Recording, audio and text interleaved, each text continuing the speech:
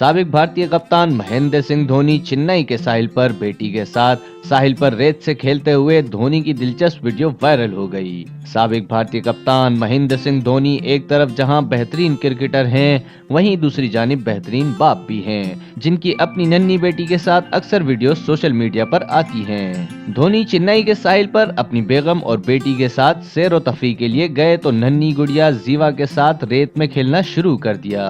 रेत में गड्ढा खोदकर जीवा को उनमें खड़ा करते और उसके पांव दबाते, जबकि नन्ही परी भी अपने पापा के साथ रेत में खेलती और तफरीह करती दिखाई दे रही हैं। बाप बेटी की ये प्यारी सी फुटेज सोशल मीडिया पर खूब वायरल हो रही है।